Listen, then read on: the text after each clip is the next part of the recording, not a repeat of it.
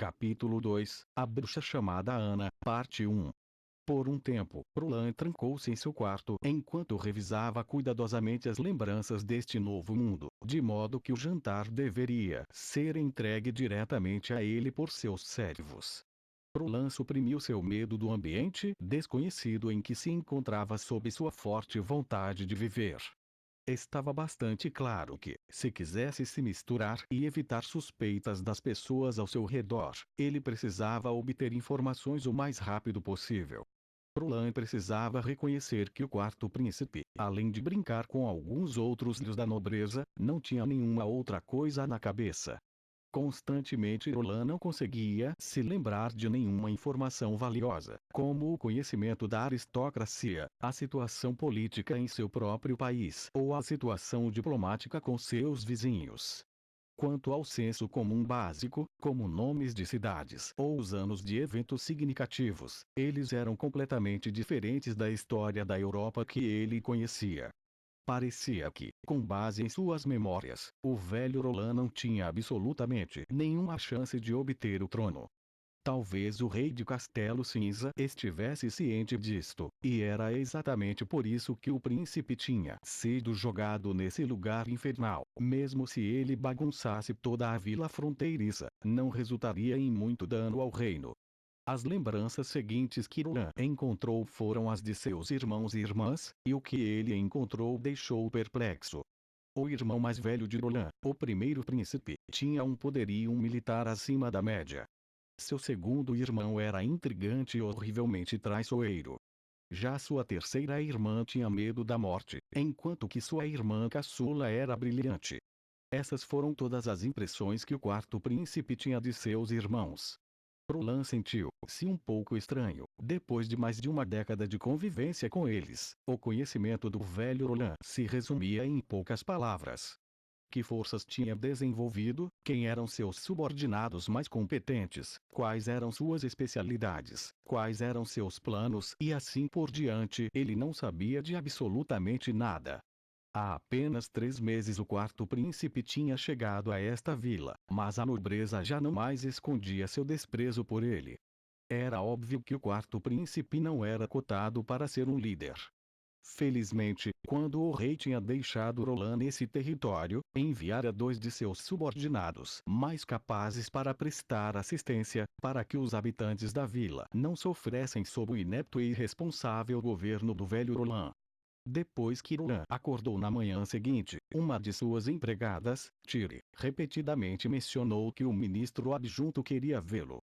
Quando ficou claro que ele não iria desistir, Roland agiu de acordo com suas lembranças passadas e deu uma tapinha de leve na bunda da empregada antes de mandá-la buscar Barov, que o esperava no salão. Ao ver a empregada envergonhada sair da sala, Roland percebeu de repente que, uma vez que tinha reencarnado, não deveria existir um sistema, regras ou algo assim. Em muitas histórias que tinha lido era assim que funcionava, mas a chegada desse sistema nunca aconteceu. Com certeza, o que Roland tinha lido nessas histórias era tudo ficção. Na sala de estar, Barov já estava inquieto de tanto esperar. No momento em que viu Roland, perguntou: Alteza, por que não ordenou a execução ontem? Um dia antes, um dia depois, qual é a diferença? Roland perguntou enquanto batia palmas, deixando os serviçais entenderem que o café da manhã deveria ser servido. Sente-se, Barov. As impressões que ele tinha, advindas das lembranças do velho Roland, e também baseado em sua própria opinião, eram que o comandante gostava de confrontar os problemas com o quarto príncipe cara a cara, mesmo na presença de outros, enquanto o ministro adjunto era mais cauteloso e gostava de discutir questões em particular. Em todo caso, a lealdade dos dois para com Roland era praticamente como se fosse para o próprio rei. Um dia depois pode fazer com que outras bruxas apareçam, Vossa Alteza. Essa situação não é a mesma de suas escapulidas de outrora, não durante esse tempo de caos. Barov advertiu. Como você pode dizer isso? Roland perguntou franzindo testa. Eu pensei que você fosse capaz de distinguir as diferenças entre superstição e fato. Que superstições? Barov disse perplexo. Que uma bruxa é essencialmente a mensageira do diabo. Roland pareceu não se importar em responder pacientemente à pergunta: não é isso que a igreja nos ensina? Eles não vão intervir aqui e eu acho que é realmente o oposto. Sua propaganda arma que as bruxas são más e enquanto nós escolhemos ativamente ajudar nessa caça às bruxas, todas as pessoas neste território acreditam nessas superstições vergonhosas espalhadas pela igreja. Poderia uma bruxa realmente ser? Barov disse chocado. De fato maligna? Roland perguntou, exatamente como o quê? O ministro adjunto coou em silêncio por um momento, tentando decidir se o príncipe estava deliberadamente zombando dele. Alteza, esse problema pode ser discutido mais tarde. Eu sei que você não gosta da igreja, mas essa busca de Conito é contraproducente. Roland sorriu levemente. Ao que tudo indica, reverter essa superstição sobre bruxas não era algo que ele pudesse fazer da noite para o dia, mas por enquanto ele decidiu tirá-la da cabeça. Quando o café da manhã de Roland composto de torradas, ovos fritos e uma garrafa de leite chegou, ele fez 2 pratos, um dos quais serviu para o ministro adjunto. Você não comeu nada até agora, certo? Roland perguntou antes de começar a comer. A empregada lhe dissera que Barov tinha chegado logo ao amanhecer. Imediatamente tinha pedido para vê-lo, então ele não deveria ter tido tempo para comer. Embora ele tivesse decidido imitar o estilo de vida do ex-príncipe, ele também decidiu começar a mudar a maneira como as pessoas o percebiam um pouco de cada vez. O ministro adjunto era o primeiro alvo perfeito para seu plano. Roland pensou consigo mesmo: se você pôde fazer seus homens se sentirem valorizados, então eles estarão mais motivados para trabalhar para você. Tomar a iniciativa sempre foi a forma mais eficiente de ganhar, não é mesmo?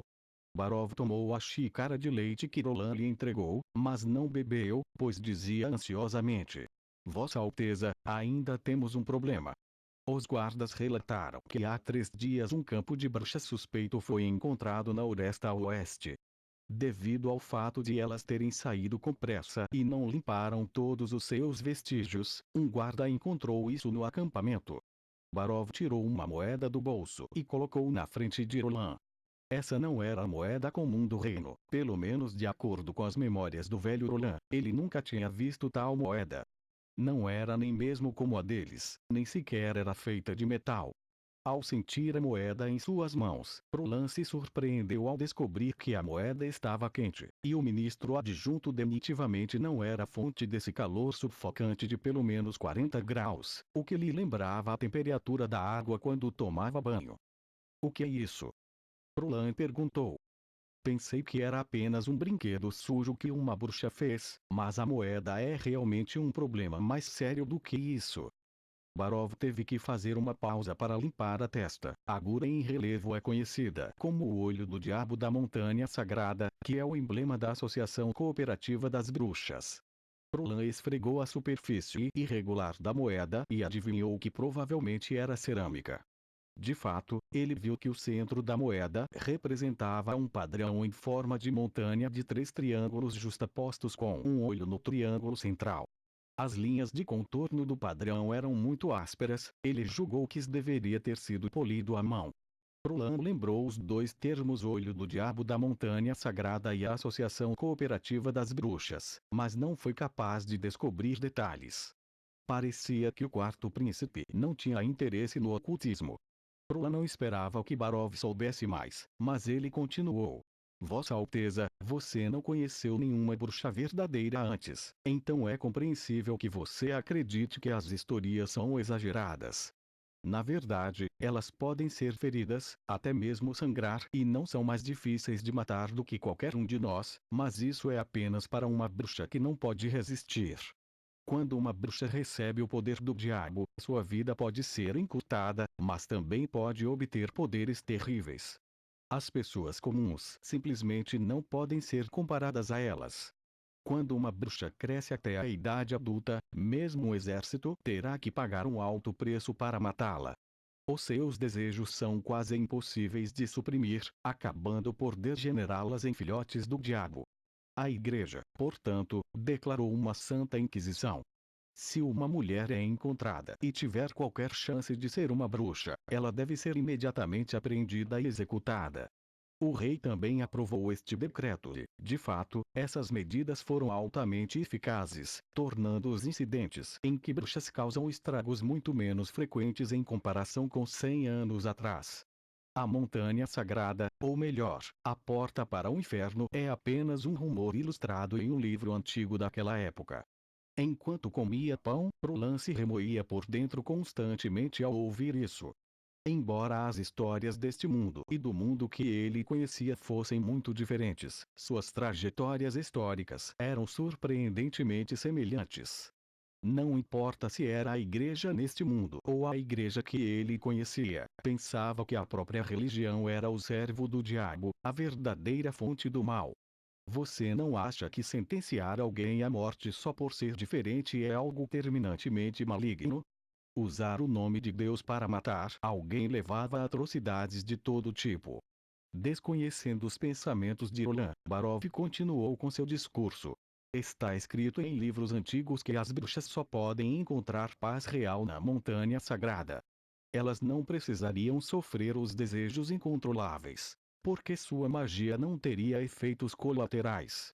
Não há dúvida de que a chamada Montanha Sagrada era certamente o berço do mal, uma entrada para o inferno na Terra. Eu penso que somente o inferno não puniria aqueles que caírem nas tentações do diabo. A Associação Cooperativa das Bruxas, quem são elas? Qual é a relação delas com a Montanha Sagrada? Roland perguntou. Barov explicou como uma expressão típica de quem estava mastigando algo amargo. No passado, tudo estava em paz porque as bruxas fugiam antes que a Inquisição chegasse e sempre viveram reclusas. Mas nos últimos anos, a Liga das Bruxas Aliadas apareceu e fez a diferença. Elas querem reunir todas as bruxas e encontrar a Montanha Sagrada. Para isso, a Associação Cooperativa das Bruxas até mesmo tomou a iniciativa de atrair os outras para se tornarem uma bruxa. No ano passado, muitos bebês desapareceram no Porto de Água Clara, e o boato era de que eram elas que estavam fazendo isso.